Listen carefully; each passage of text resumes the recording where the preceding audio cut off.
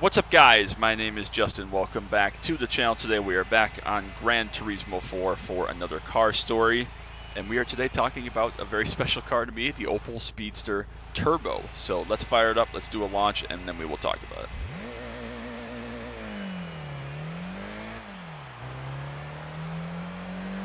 So I made the mistake previously when we talked about the Lotus Elise 111R in a previous video quite a while back. I thought that we had already done this car, but it turns out all those references I made to talking about this car, we had not done yet. I did it in reverse order. So yeah, that was my bad. Apologies for that. But of course, this car, again, as you would expect, back to the cars I was introduced to from Need for Speed Hot Pursuit 2. This is on that list, one of the starter cars, along with the Vauxhall VX220 and the said Lotus Elise, the S2 Elise. So very special car that I've had a lot of love for a lot of years. So I thought it'd be appropriate to drive this car, talk about why it's special to me, talk about my history with it, and obviously tie up the loose ends that I alluded to in the Lotus video. So yeah, this is the turbo version, which was equivalent to the Vauxhall VXR 220, which was the British version, the right-hand drive version. This is the left-hand drive version. The Opel for German markets and left-hand drive markets. That, of course, would be the one I would choose to import if I were to get one of these. And again, I would love to import one of these. These are one of my favorite cars of all time that we can't have, unfortunately. A very, very special car. Again, we got the Lotus Elise eventually in like 2005. It took a while.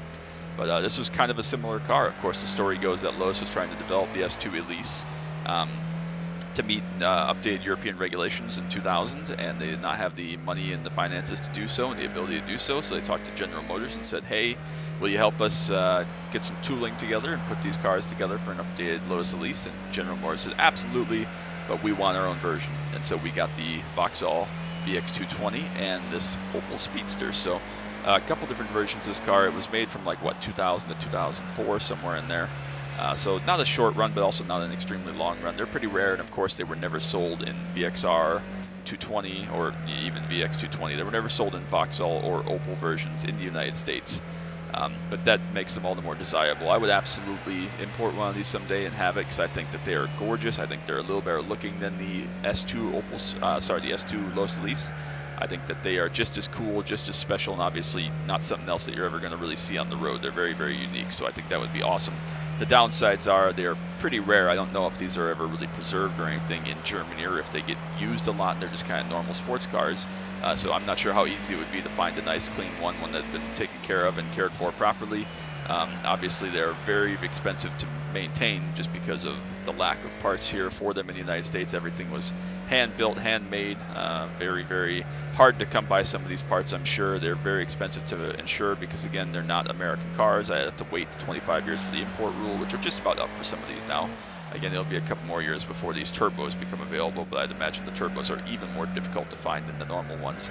Not that it matters. This is a driving experience car. This is a car you take out on a nice cruising day and just enjoy the weather, enjoy the scenery, and enjoy your awesome car that you have. It's not something that's going to send you track records or anything, but because it's built alongside the Lotus Elise, obviously very, very light, very, very nimble, and just a pure driver's car. Of course, this version, the turbo version, had just shy of 200 horsepower, which is quite a lot for a car as light as this. Just over 2,000 pounds, I believe these cars were. So very, very light, very nimble, but this amount of power will definitely fly. And again, the downside to this as a car in general, same with the Elise, is they don't really have any interior comforts. They're pretty bare bones. They're pretty stripped out. You definitely have to be an enthusiast to enjoy this car. They're not comfortable. They're not recommended for longer road trips or other time that you're going to be driving your car. It's definitely again a point A to point B cruise, nice day to see some scenery or go to the beach or something like that. And of course, along the same lines, there's really no storage space in them. There are kind of cubby pockets in the door sills and stuff, but no real place to put anything of size. So if you're thinking about bringing a suitcase or a big travel bag with you, you better think again or bring a different car. So that's an unfortunate part, but again, just a very special, unique car. Again, from my childhood, I've loved these for more than 20 years now. I think they're the craziest thing ever, and again, unfortunate that we can't get them here in the States easily or without any modifications and jumping through some hoops. But who knows, maybe someday I will get up the courage and the bravery and the finances to do such a thing and import one of these, because I really do love them. They really are special and cool and unique. And I would love the opportunity to have one of these and take it to shows and events and be like, look what this is. If you recognize it, you're an awesome person. If you don't, here's the story and here's why you should care about this car. So I think that that is the ultimate thing. It's very special. I just found 1 second there somehow. I don't know how exactly, but it's fine. But yeah, just a very, very cool, very special car. And again, if you're British, you recognize this as the Vauxhall VX220 from, again, back 20, 25 years ago.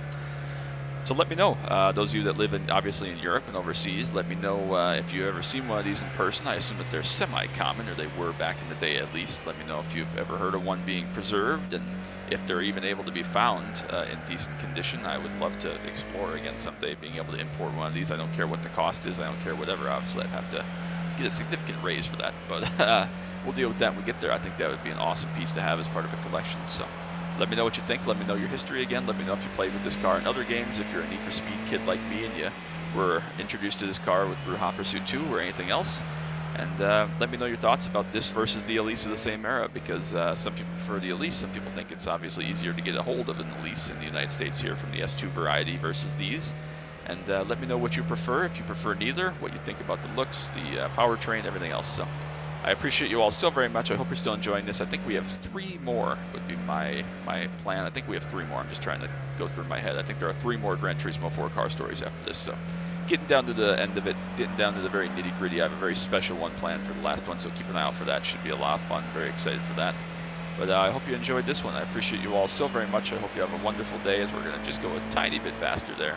Just a 100th of a second. But I hope you have a wonderful day. Hope you're enjoying this. Make sure you drop that like, sub down below. Don't want you to miss those last couple of Gran Turismo 4 car stories, iRacing content, Camaro content, track day content, other racing games, anything else I may do. I appreciate you all so very much. It's awesome that I get to talk about these great cars, and I still hope you're enjoying these vids and everything else I put together. So that's going to be it for me. Thank you all so much for watching. Until next time, though, as always, bye-bye.